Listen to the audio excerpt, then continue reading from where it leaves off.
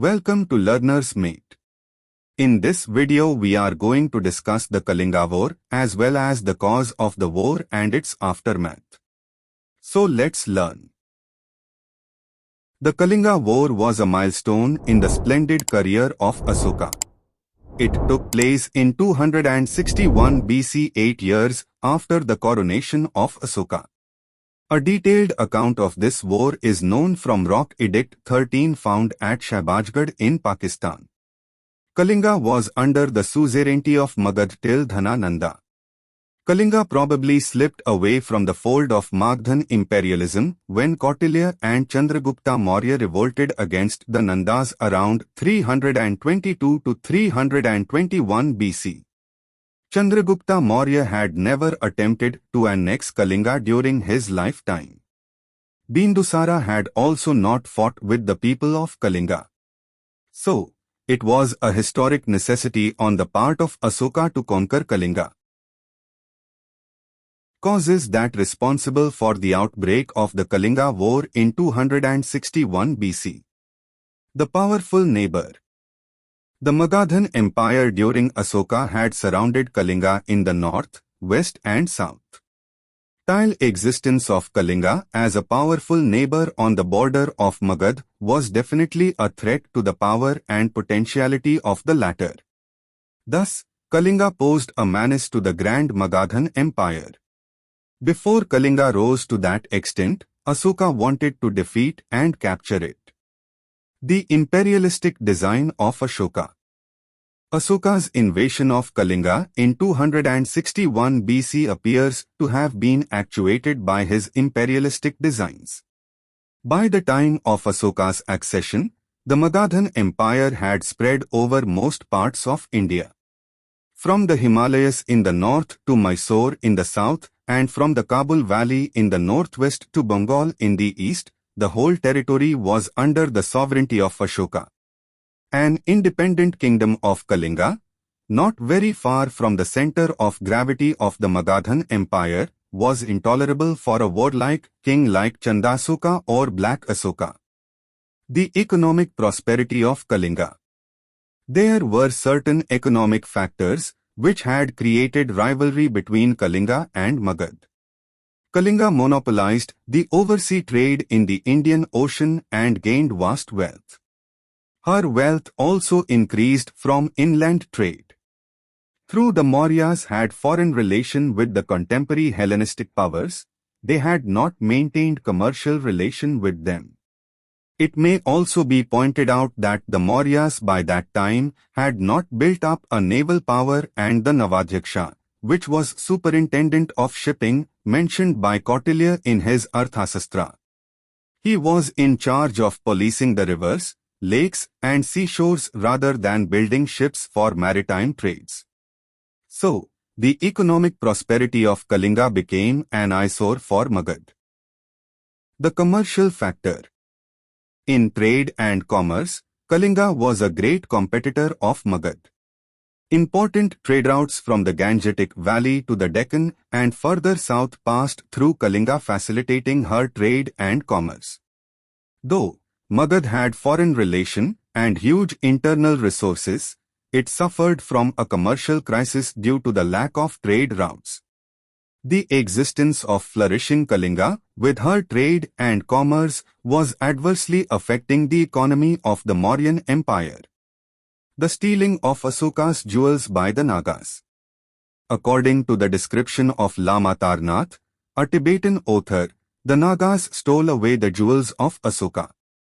So, the emperor became angry and conquered their territory.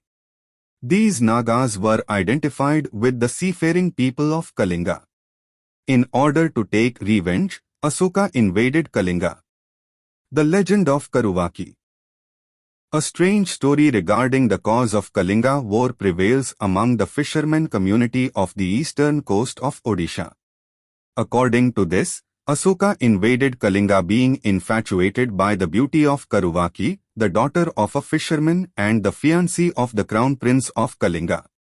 Though this fact appears absurd, but it cannot be rejected outright because from the queen's edict, it is known that Asoka had a queen named Karuvaki who was the mother of Tivara, a son of Ashoka. The religious factor. Religion was another potential factor for Asoka's invasion of Kalinga. Before Kalinga War, Asoka was a devout Saiva. Though it is difficult to ascertain what was the prevalent form of religion in Kalinga, with tolerable degree of certainty, it can be stated that Buddhism and not Brahmanism was prevailing in Kalinga. Asoka might have decided to wage a holy war against Kalinga to teach the Buddhists a lesson.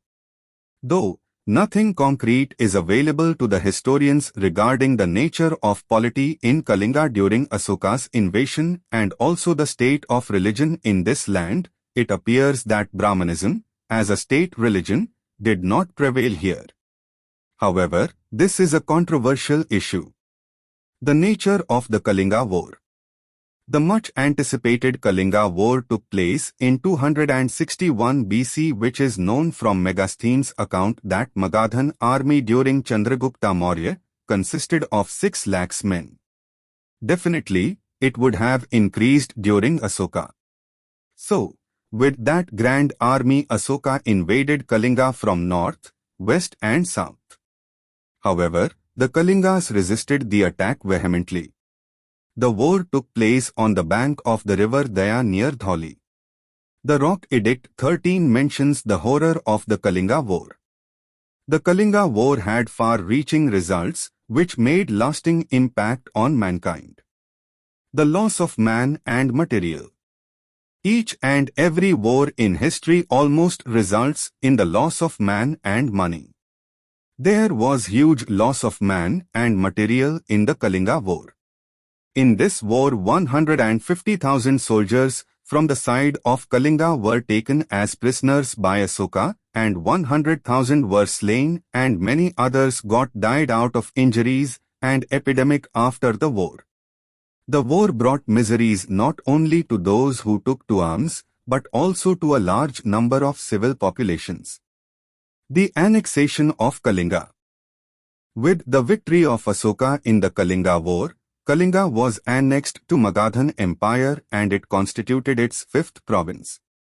The other 4 provinces of the empire were Pracha, Uttarpatha, Avanti and Dakshinpatha, having their capitals at Magad, Takshashila, Ujjaini and Suvarnagiri respectively.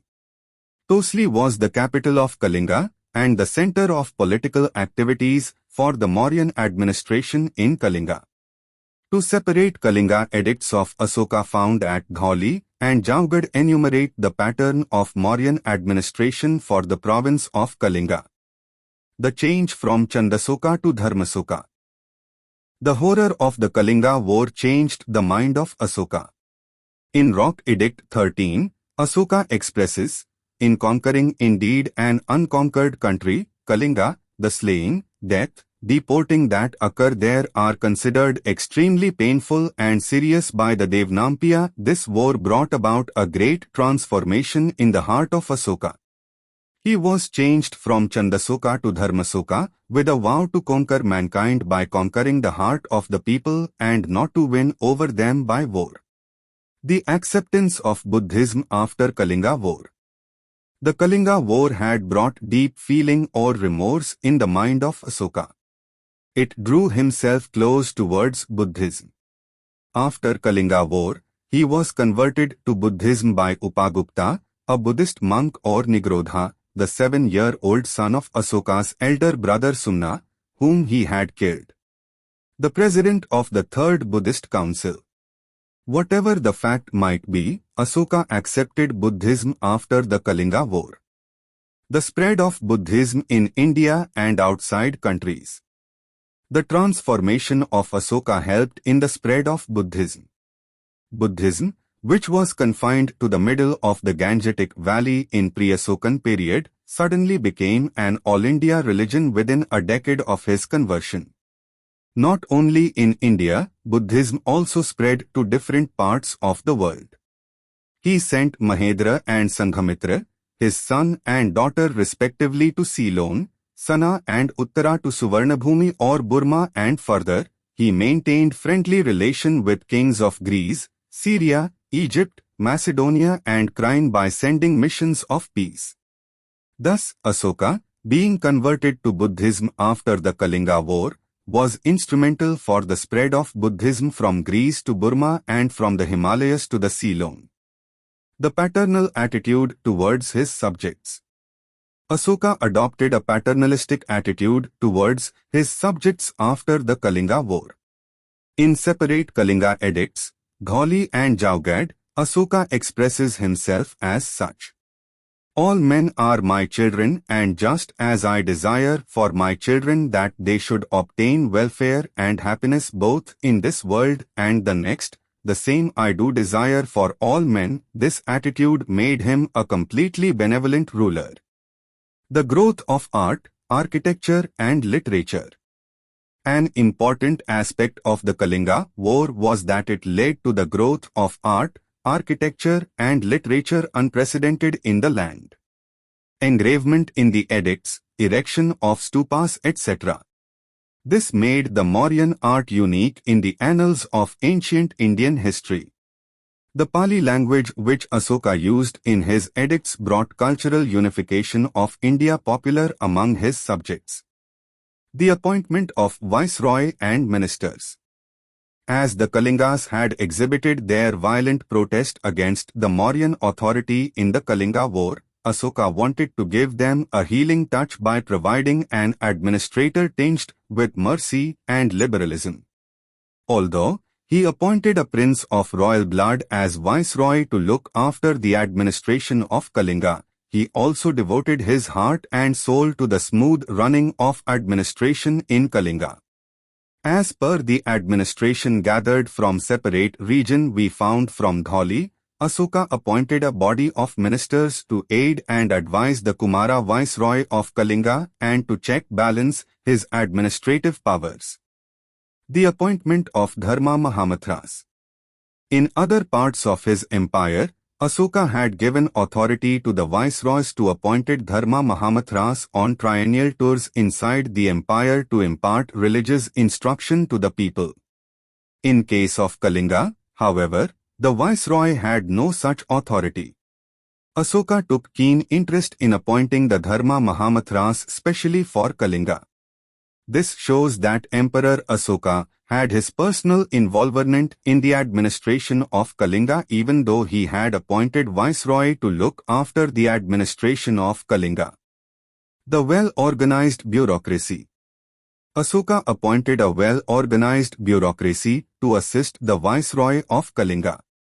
The important officers during Asoka's time were the Mahamatras, Rajukas, Yuktas, Vachbhumikas, Antamahamatras, Ithijakahamataras, Dharma Mahamatras etc. Antamahamatras were the ministers of the border provinces and the Mahamatras of Tosli and Samapa probably belonged to this category. For Kalinga, Dhamma Mahamatras were appointed by Asoka personally. They were employed to look after the spiritual and moral upliftment of people of this land. As the Rajukas were in charge of welfare of the Janpadas and were competent enough with absolute power in matters of reward and punishment, they might have played a dominant role in the administration of Kalinga. So, the Kalinga War was a landmark in the history of ancient Odisha. It left some permanent legacies. The war gave to this land with its predominant aboriginal and primitive population a civilized administration which could achieve its moral and social uplift by its constant solicitude and work for the welfare of the people. Buddhism became a world religion after the war. Ashoka's rule also resulted in the introduction of Mauryan art and architecture in Odisha. So, this is the end of this video. If you enjoyed, don't forget to give it a big thumbs up and hit that subscribe button if you haven't done already. To get the note of this video, please scan the above QR code or check the description to get the link. Thanks for watching. Have a beautiful day.